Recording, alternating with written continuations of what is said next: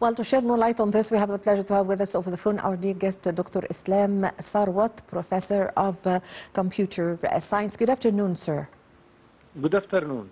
Dr. Tharwat, what factors contributed to being, for Egypt, to being ranked among the 10 fastest African countries in adopting artificial intelligence? Well, I think the most important thing for Egypt is having its own vision about the AI, and it's not new one, because Egypt has launched its second AI strategy, and this is launched under the auspice of President Abdel Fattah al-Sisi this year as the second phase. And this it continued with the first one, which was launched maybe 5 years ago. So Egypt has its own vision about the AI and knows and recognizes and also realize the importance of the AI in the upcoming years.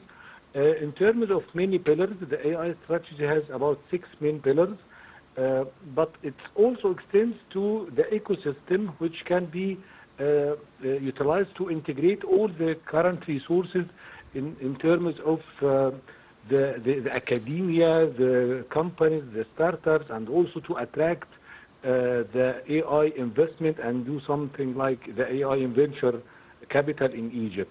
So having all those activities together, it's also about the infrastructure. Egypt is investing to improve its infrastructure to support the computing power, the required resources, and the communication needed to support the AI application.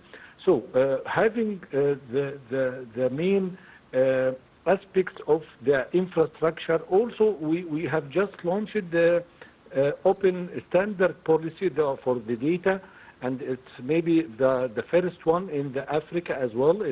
We have witnessed several trials in Europe and US, China, but it's in Africa. Egypt was the first country that started to work on the data and to try to categorize its own data and to try to make it available, because the AI needs more data to be trained. So focusing on the main aspects of the development of the AI, like the infrastructure, the data, the capacity building, the ecosystem, I think all those efforts make Egypt is one of the leaders in the region. Yes. Doctor, how has the increased digital investment supported Egypt's artificial intelligence transformation? Well, the Egypt also, during the past 20 years, did a lot of work in terms of the digital transformation and digitalization, and it's also could be started maybe from the minister of Dr. Ahmed Nazif 20 years ago, which the smart government, and we have started a lot of projects with government authorities like Ministry of Finance, and especially for the financial and banking sector. So those kind of application projects, processes, develop a lot of skills, and also it's now extending those kind of efforts to include many other pillars and many others. So the digital transformation, we can realize all the government processes when we are going to do any kind of normal process or do something like any citizen can realize that the infrastructure now is becoming more robust and reliable. And there are a lot of Digital Egypt, our vision for the digitalization and the automation. So Egypt is doing great work with all those kind of processes. And of course now we are becoming to see new era with the emerging technologies, and to inject the AI projects and to find new projects and new ways to extend the current effort to the next level.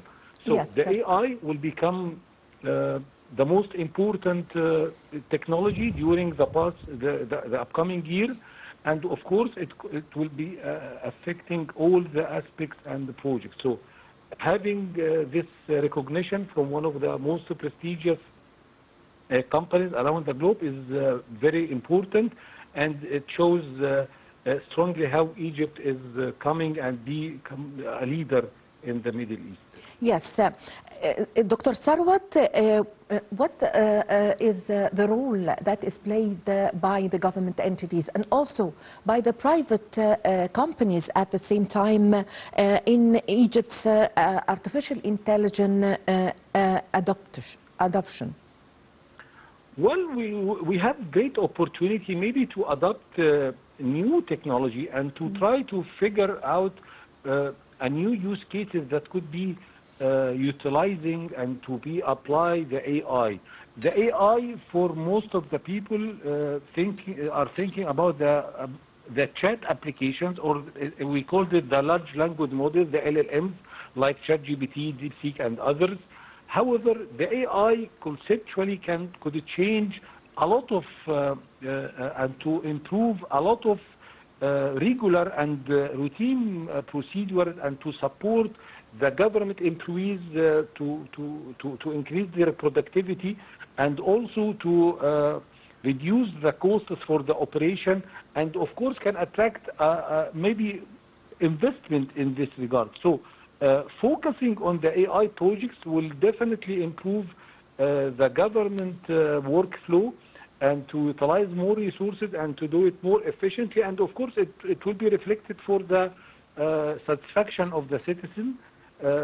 In addition to that, for the economic growth and to attract new and more investment, especially all the reports are expecting that there will be a huge market for investment in the AI in terms of infrastructure or applications or any kind of processes. So yes, the AI has a lot of to do, and there are more to do during the upcoming years. Yes. Dr. Tharwat, how does Egypt's accelerated move towards the advanced technological or technologies enhance its position as a regional technological hub? Well, this is an ongoing process, and we did a lot of work in 2025. There are a lot of initiatives.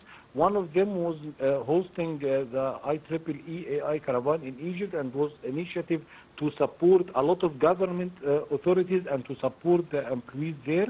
In addition, there are also many efforts with the ITU, the International Telecommunication Union, and to having like continuous dialogue with the international authorities and international entities, being part from, and also the discussion of the responsible AI and how to use the AI in more the AI governance. And there are a lot of aspects that Egypt is trying to lead the dialogue, lead the discussions, and also to provide new use cases that could be utilized especially in the benefit of the Egyptian citizen. However, it could be also extended to our neighbors in the Middle East and Africa, and this could be great opportunity to our companies to go there and maybe to penetrate new markets.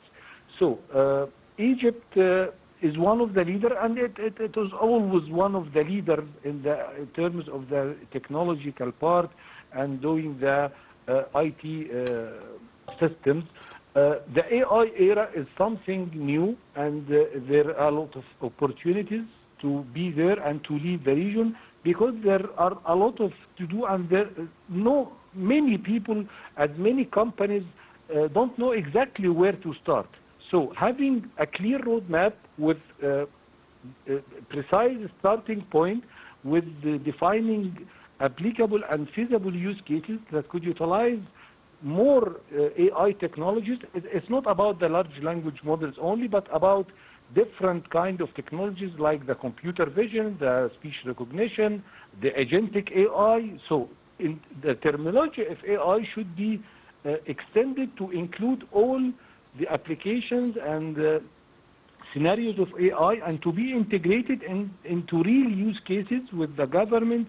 And this is could be the responsibility of our industry and private sector to have this dialogue with the government in order maybe to produce and to find more suitable use cases that could be applied. And of course, if we will be able to do that, I strongly believe that this could position Egypt as one of the leaders and to also maybe to exchange those ideas and to transfer our experience to other countries in the region. Yes. Doctor, what are the sectors in Egypt that are going to benefit from the system of the artificial intelligence? Well, the system of the artificial intelligence that could be maybe attract more opportunities. I mean, we need to focus with the human skills and building more capacity building programs that could support the employees, the students, and the students with the university, the students with the schools, to raise the awareness of the AI technologies and how to utilize it. So I think we need to have those kind of collaboration and discussions, and the ecosystem of the AI should be built in Egypt in terms of open dialogue and providing all the required resources and integration. Of course, Minister of Communication and Information Technology can lead this dialogue. However, there are a lot of entities in Egypt that could be mature enough to propose real and feasible use cases with the AI.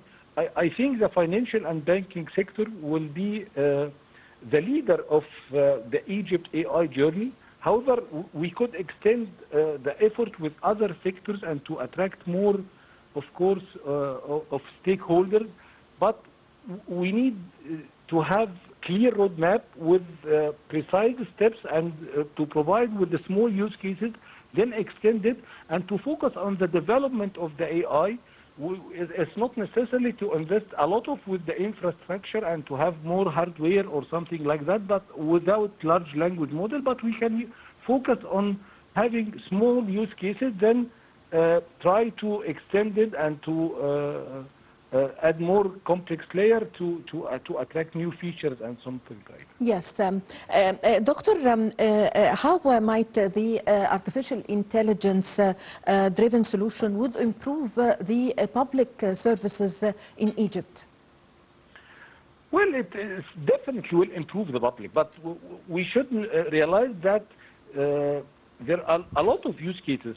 For example, the healthcare. We all of us are facing some challenges to find, maybe, especially not in Cairo, by the way, maybe in the urban areas, there are maybe some shortage with the well-trained and well-experienced physics and doctors. So the AI could be helped with the healthcare systems, maybe to provide some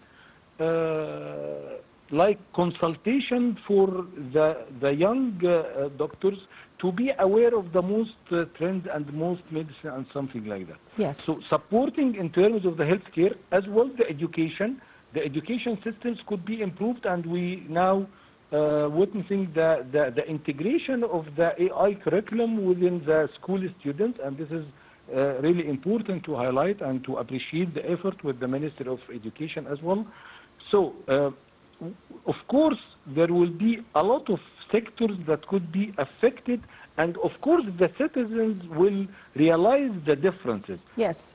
Focusing on some special sectors like the healthcare, the financial sectors, the educational sector, the agriculture sectors, and I think this is something important because it will be affecting the daily life and the benefits for all people. I thank you very much for your time. Thank you for your valuable information, Dr. Islam Tharwat, Professor of Computer Science. Ladies and gentlemen, a short break and I'm going to be back with you.